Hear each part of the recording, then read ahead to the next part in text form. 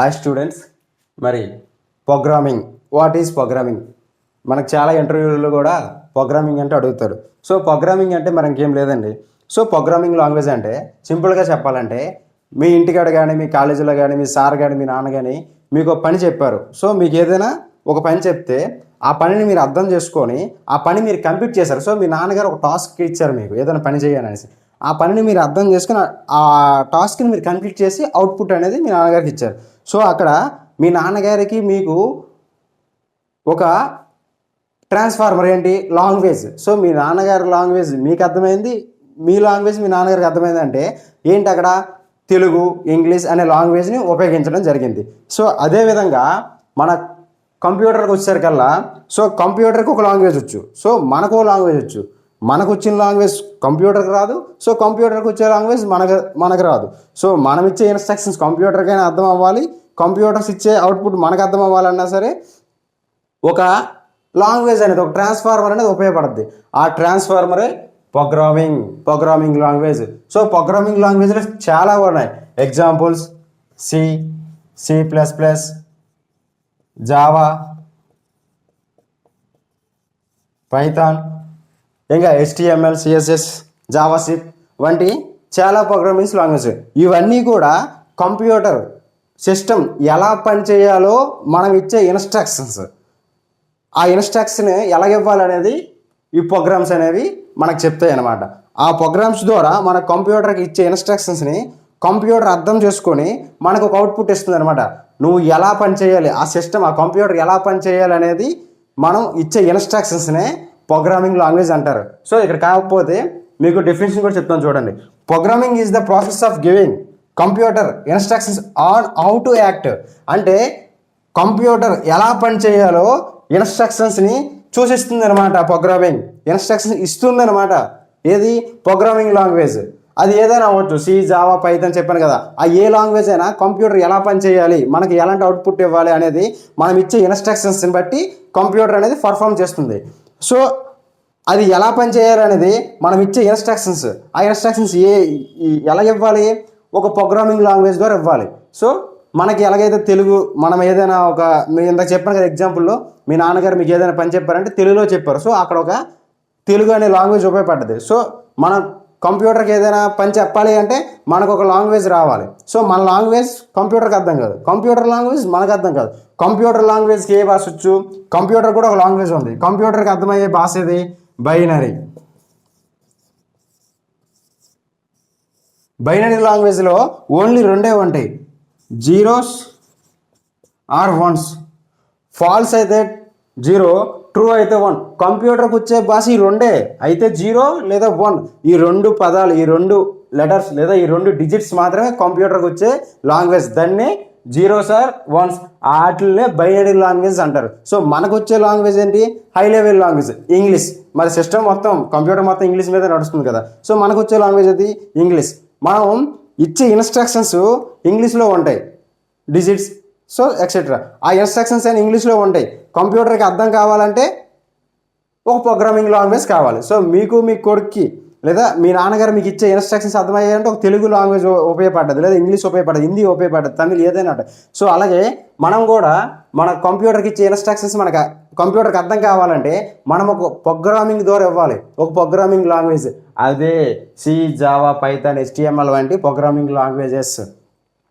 వాటి ద్వారా మనం ఇన్స్ట్రక్షన్స్ ఇస్తే కంప్యూటర్ అది అర్థం చేసుకొని మనకి అవుట్పుట్ ఇస్తుంది అనమాట. సో తర్వాత చూద్దాం. These instructions are known as a coding. మనం ఇచ్చే ఇన్స్ట్రక్షన్స్ని, ఏ ఇన్స్ట్రక్షన్స్, ప్రోగ్రామింగ్ లాంగ్వేజ్ ద్వారా మనం ఇచ్చే ఇన్స్ట్రక్షన్ని కోడింగ్ అంటాం, కోడ్ అని అంటాం. And programmers use code to complete certain task. So మనం ఒక పని చేయాలనుకుంటున్నాం, మనకు ఒక పని జరగాలనుకుంటున్నాం.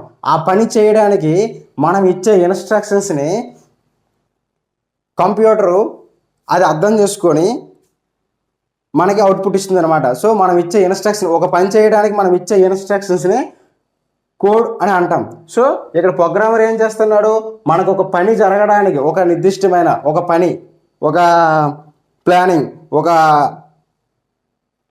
ప్రక్రియ ఒక జరగడానికి, మనకు ఒక టాస్క్ చేయడానికి కోడ్ ద్వారా మనం కంప్లీట్గా కంప్యూటర్కి ఒక ప్రోగ్రామ్ని ఇస్తున్నాం అనమాట, ఒక ఇన్స్ట్రక్షన్స్ ఇస్తున్నాం. ఆ ఇన్స్ట్రక్షన్ అర్థం చేసుకొని మనకి కంప్యూటర్ అనేది అవుట్పుట్ ఇస్తుంది అనమాట. సో సెటైన్ టాస్క్ చెప్పాను కదా, ఒక నిర్దిష్టమైన పని, మనం ఒక పని చేయడానికి ఇచ్చే ఇన్స్ట్రక్షన్స్నే ప్రోగ్రామింగ్ లాంగ్వేజ్ అంటాం. ఆ ప్రోగ్రామింగ్ లాంగ్వేజ్ ఏంటో చెప్పాను, సి, జావా, పైథాన్, HTML వంటి. సో సింపుల్గా చెప్పాలంటే ప్రోగ్రామింగ్ అంటే ప్లానింగ్,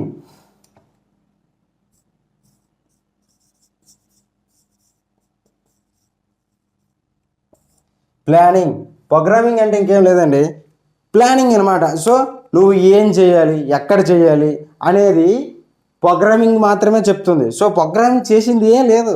సో నువ్వు పలానా పని చేయి, నువ్వు పలానా టాస్క్ చేయి, పలానా దగ్గరికి వెళ్ళు, పలానా తీసుకొని రా. ఎగ్జాంపుల్గా చెప్తున్నా, అంటే మీ నాన్నగారు ఏమేమి చేస్తారా, మీకు ఏదైనా ఇంట్లో ఒక పిల్లలు ఉంటున్నప్పుడు తండ్రి ఏమేమి చేస్తాడా, లేదు కదా, అంటే పిల్లలతో ఏదైనా చేయిస్తాడు. సో ప్రోగ్రామ్ అనేది తండ్రి అనమాట. సో కోడింగ్ అనేది పిల్లలు. సో ఇక్కడ ఎగ్జాంపుల్గా చెప్పాలంటే మీ నాన్నగారు మీకు ఏదైనా పని చెప్పారో, పలానా తీసుకొని రా, పలానా చేయి, పలానా పని చేయి అనేది మీ నాన్నగారు ప్రోగ్రామ్, అంటే ఒక ఇన్స్ట్రక్షన్స్ ఇచ్చేది ప్రోగ్రామింగ్. అయితే ఆ పనిని ఎలా చేయాలి, ఏం చేయాలి, ఎన్ని విధాలుగా చేయాలి, ఒక అల్గారిథం ఏంటి, ఒక స్టెప్ బై స్టెప్ ప్రాసెస్, ఒక స్ట్రక్చర్, ఒక రూల్ బై రూల్ ఫాలో చేస్తూ ఒక కంప్లీట్ స్ట్రక్చర్తో ఫాలో చేసి మీరు ఒక పని చేస్తారు. సో దాన్ని కోడింగ్ అంటారు. అంటే చైల్డ్, పిల్లలు, మీ నాన్న చెప్పేది మీరు చేస్తున్నారు, అంటే మీరు అక్కడ పని చేస్తున్నారు, కానీ మీ నాన్నగారు ఏం చేయట్లేదు. అంటే మీ నాన్నగారు మీకు ఇన్స్ట్రక్షన్స్ ఇచ్చారు, ఎలాగా, ప్రోగ్రామింగ్ ద్వారా, ఏదో ఒక ప్రోగ్రామింగ్ ద్వారా మీకు ఇన్స్ట్రక్షన్స్ ఇచ్చారు, పలానా పని చేయనేసి. ఆ పని మీరు చేశారు, అంటే మీరు ఇంప్లిమెంట్ చేశారు. సో ఇక్కడ కోడ్ అంటే ఇంకేం లేదండి, implementation.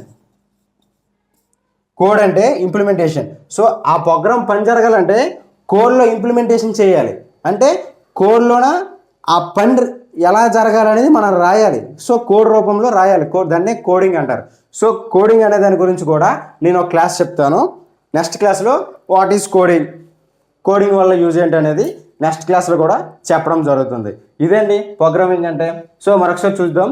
Programming is the process of giving computer instructions on how to act. So computer ఎలా పని చేయాలో చెప్పేది ఇచ్చే ఇన్స్ట్రక్షన్నే ప్రోగ్రామింగ్ అంటాం.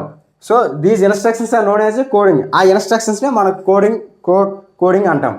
అండ్ ప్రోగ్రామర్స్ అంటే, ఇక్కడ ప్రోగ్రామర్స్ అంటే user. Programmers use code to complete సెటైన్ task. Users ఒక పని చేయడానికి ఉపయోగించేది కోడింగ్ అనమాట. ఆ కోడింగే ప్రోగ్రామింగ్ లాంగ్వేజ్. ఆ ఏ లాంగ్వేజ్ అనేది ఏ పని చేయాలి అనేది ఆ యొక్క లాంగ్వేజ్ని యూజ్ చేస్తామన్నమాట. ఒక్కొక్క లాంగ్వేజ్కి ఒక్కొక్క ప్రత్యేకత ఉంది. సి లాంగ్వేజ్ అయితే గేమింగ్కి, C++ కూడా గేమింగ్కి, అలాగే పైథాన్ అయితే జావా అయితే ఎలక్ట్రిక్ అండ్ రివర్స్ ఇంప్లిమెంటేషన్కి, పైథాన్ అయితే బ్యాంకింగ్ సెక్టార్స్కి. సో అలాగా ఒక్కొక్క లాంగ్వేజ్కి ఒక్కొక్క ప్రత్యేకత ఉంది. నువ్వు చేసే పని బట్టి నువ్వు యూజ్ చేసే లాంగ్వేజ్. సో ఇప్పుడు మీరు అమెరికా వెళ్ళారు అనుకో, తెలుగు మాట్లాడితే అవ్వదు కదా. సో అక్కడ ఇంగ్లీష్లో మాట్లాడారు, అక్కడ ఏమైంది, ఇంగ్లీష్ భాషను ఉపయోగించావు. సో ఇప్పుడు మన ఇండియాకి వచ్చేసరికల్లా కర్ణాటక వెళ్ళు, అక్కడ నీకు తెలుగు రాదు. సో అక్కడ తెలుగులో మాట్లాడితే వాడికి అర్థం కదా. అక్కడ ఏం చేస్తావు, ఎవడో తెలుగు, హిందీ, తమిళ్ వచ్చినోడితో పట్టుకొని మనం తెలుగులో మాట్లాడితే వాళ్ళకి తమిళ్లో చెప్తాడు, వాడు తమిళ్లో చెప్పింది మనకి తెలుగులో చెప్తాడు. సో అక్కడ మీడియేటర్ అనే ఉపయోగపడ్డాడు. సో అదే ఆ మీడియేటర్నే ప్రోగ్రామింగ్ అంటారు. సో కంప్యూటర్ భాష మనకు అర్థం కాదు, మన భాష కంప్యూటర్కి అర్థం కాదు. మన ఇద్దరి మధ్య పని జరగాలంటే మన ఇద్దరి మధ్య పని జరగాలంటే దానికి ఉపయోగించేది ప్రోగ్రామింగ్ లాంగ్వేజ్. సో అర్థమైంది అనుకుంటా. Thank you for please supporting PKIT technology.